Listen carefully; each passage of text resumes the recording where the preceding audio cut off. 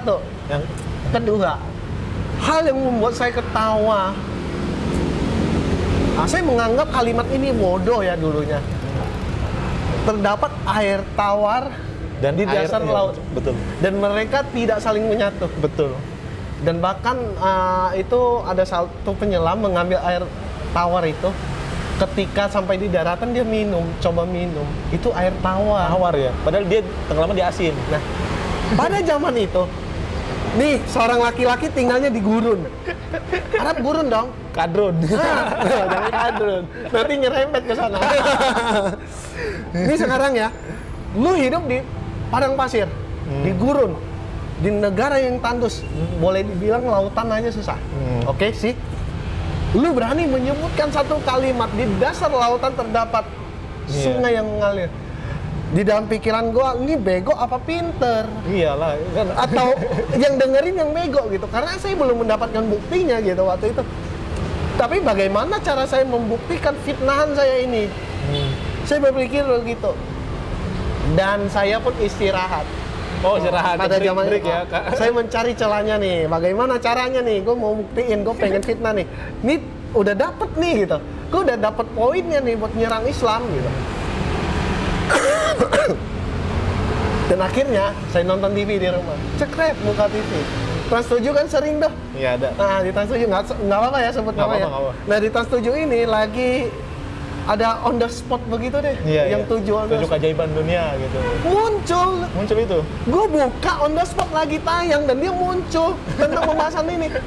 Kampret, gue masih nggak berpikir Allah yang nunjukin ke saya. Gue Betul. nggak berpikir ke sana. Dan gue pikir kampret nih. Setan, gue ketemu lagi aja jawabannya. Baru mau gue serang tapi ada lagi. Iya, ada jawabannya. Udah gue coret. Ini nggak jadi.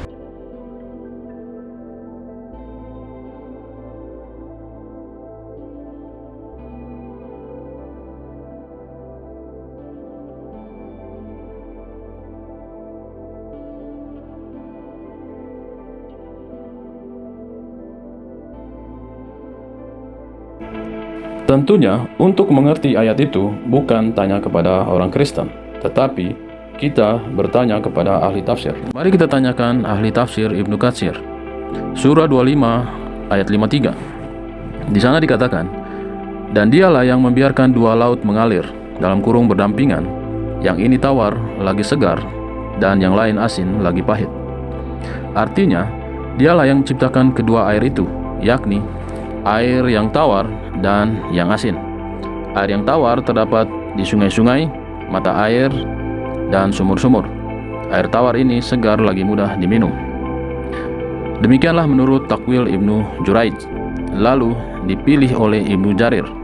Pengertian ini tidak diragukan lagi kebenarannya, karena sesungguhnya di alam wujud ini tiada suatu laut pun yang airnya berasa tawar, lagi menyegarkan. Dan sesungguhnya Allah menyebutkan hal ini tiada lain untuk mengingatkan kepada hamba-hambanya agar nikmat-nikmatnya yang telah dilimpahkan kepada mereka, agar mereka bersyukur kepadanya.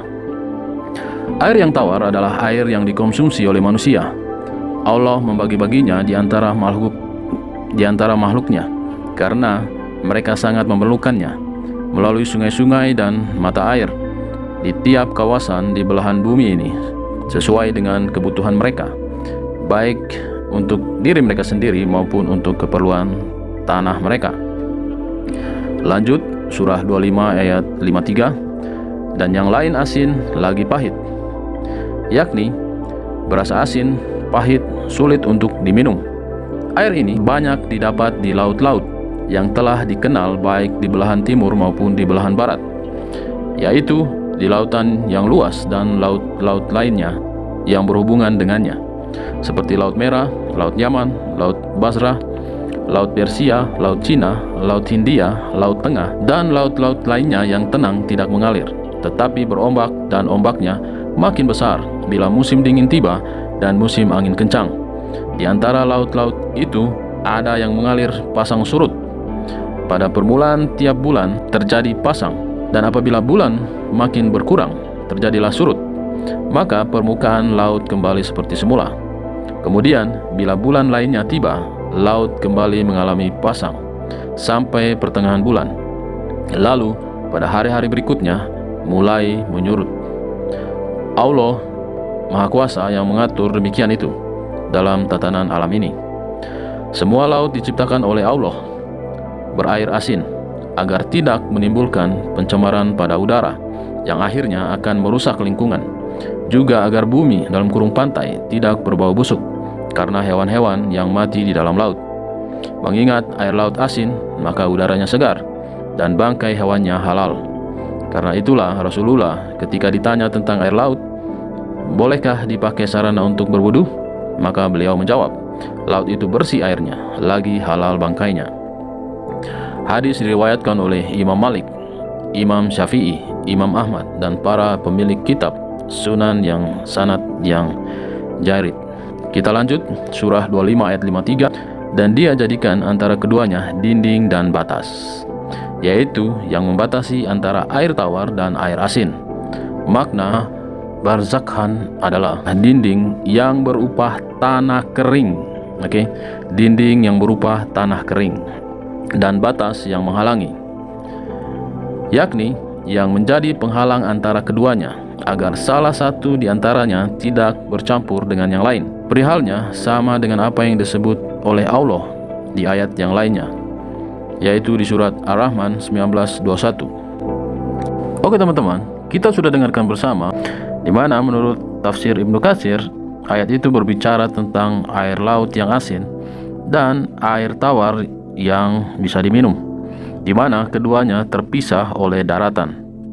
Jadi, ayat itu tidak berbicara tentang fenomena seperti yang ada di gambar di samping ini. Karena dalam tafsiran Ibnu Katsir, dinding pemisah dari antara air tawar dan air laut adalah tanah atau daratan.